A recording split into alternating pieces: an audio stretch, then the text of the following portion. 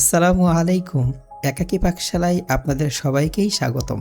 আজ আপনাদের সাথে শেয়ার করছি একদম মাংসের স্বাদে আলু দিয়ে সয়াবিন মিট ভুনার দারুণ এক রেসিপি। সয়াবিন মিট রান্না করার জন্য আমি 200 গ্রাম সয়াবিন মিট নিয়ে নিলাম।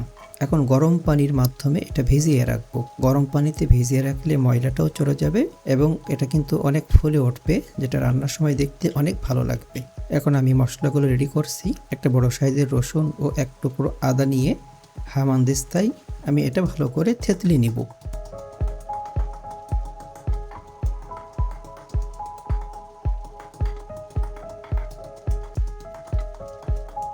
আমি মাঝারি সাইজের 2টা পেঁয়াজ নিয়েছি। 2টা পেঁয়াজ ছুরির মাধ্যমে আমি কুচি কুচি করে কেটে নিব।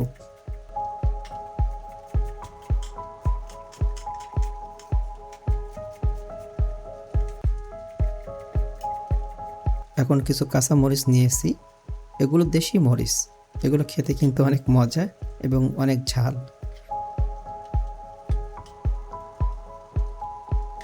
আমি 10-12টার মতো কাঁচা মরিচ চিড়ে নিচ্ছি। মিডিয়াম সাইজের 2টা আলু নিয়েছি।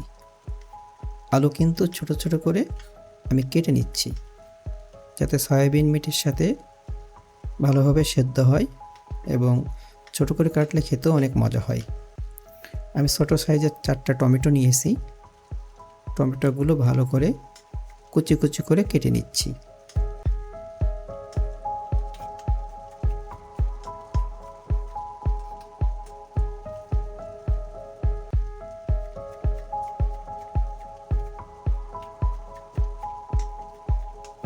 আমি কারি কুকারে রান্না করি। কারি কুকারে ফ্রাই প্যান বসিয়েছি। ফ্রাই প্যানে আমি সামান্য একটু তেল দিয়ে দিলাম। তেল গরম হয়ে গেলে 1 চিমটি লবণ ও একটু হলুদ দিয়ে দিলাম।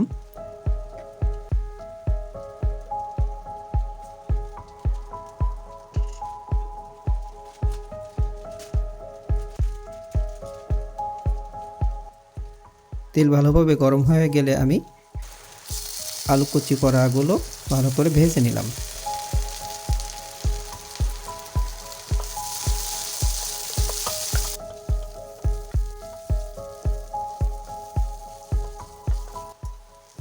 এগুলো হালকা লাল লাল করে আমি ভেজে নিয়েছি।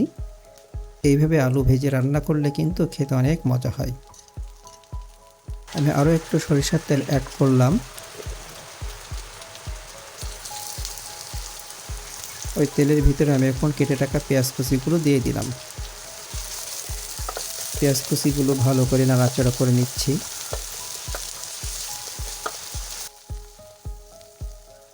পেঁয়াজটা একটু নরম হয়ে গেলে আমি তার ভিতরে 1 চামচ লবণ, 1 চামচ হলুদ, 1 চামচ মরিচের গুঁড়া, 1 চামচ ধনিয়ার গুঁড়া ও 1 চামচ জিরার গুঁড়া দিয়ে দিলাম। এবার মশলাগুলো ভালো করে পেঁয়াজের সাথে আমি মিশিয়ে নেব। মশলাটা যাতে পুড়ে না যায় এই জন্য আমি হালকা একটু পানি অ্যাড করলাম। পানি দিয়ে আমি একটু ঢেকে দিব, তাহলে মশলাটা দ্রুত নরম হয়ে যায়। কিছু সময় ঢেকে দেওয়ার পরে ঢাকনা তুলে আমি আবারও মশলাটা কষালাম। বেটে রাখা আদা রসুনগুলো আমি পেঁয়াজের ভিতরে দিয়ে দিলাম। আদা রসুন দিয়ে আরও কিছু সময় ভালো করে কষাবো।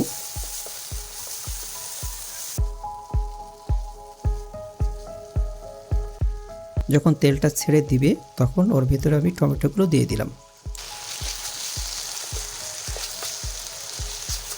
মশলার ভিতরে টমেটোগুলো দিয়ে আরও ভালো করে আমি কষাবো। মশলাটা যত ভালো করে কষানো হবে তরকারির স্বাদটা কিন্তু ততই ভালো হবে। কিছু সময়ের জন্য ঢেকে দিলাম। কিছু সময় ঢাকনা তুলে আবারও মশলাটা সুন্দর করে কষালাম। বেশ কিছু সময় ধরে মশলাটা আমি কষাচ্ছি। যত কষানো হবে ততই মজা হবে।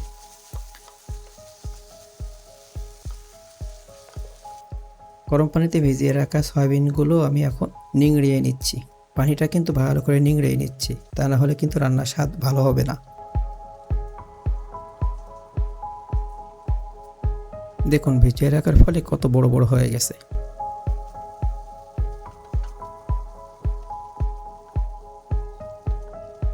মশলা কষানো হয়ে গেলে ওর ভিতরে সয়াবিনগুলো দিয়ে দিলাম। সয়াবিনগুলো দেওয়ার পরে মশলার সাথে ভালো করে মিশিয়ে নেব।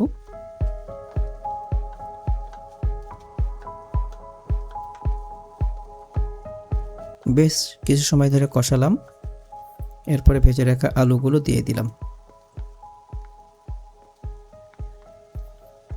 আলুগুলো সয়াবিনের ভিতরে দিয়ে আমি আরও বেশ কিছু সময় ধরে কষাবো। আসলে তরকারি যত ভালো করে কষানো হবে ততই কিন্তু খেতে মজা হবে। কিছু সময় কষানোর পরে ঢেকে দিলাম। ঢাকনা তুলে আবারও কিছু সময় ধরে কষাবো।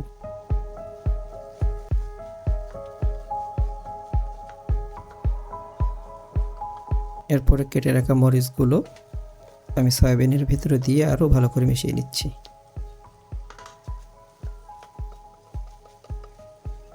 মরিচ দেওয়ার পরে আরও কিছু সময় ধরে কষালাম। এরপরে আমি পানি অ্যাড করব। আমি যেহেতু একটা ভুনা ভুনা করব, তাই কিন্তু বেশি পানি দিব না। আপনারা দেখতেই পাচ্ছেন কতটুকু পানি দিয়েছি। পানি দিয়ে আমি ঢেকে দিলাম। 5-7 মিনিট পর ঢাকনা তুলে আমি সয়াবিনগুলো আরও ভালো করে কষাবো।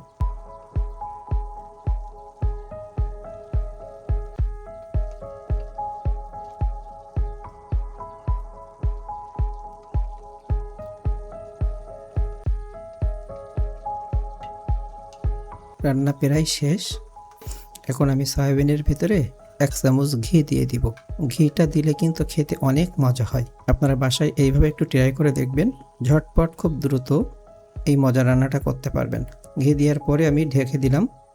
আমার রান্না শেষ। এখন হলো খাওয়ার পালা। রাইস কুকারে ভাত রান্না করেছি। প্লেটে আমি ভাত নিয়ে নিচ্ছি।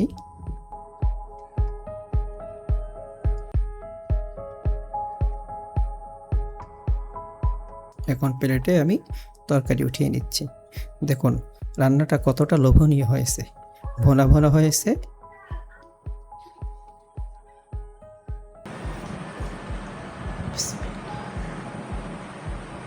সয়াবিনটা গলে গেছে এবং ভিতরে রসে টসটসে হয়েছে।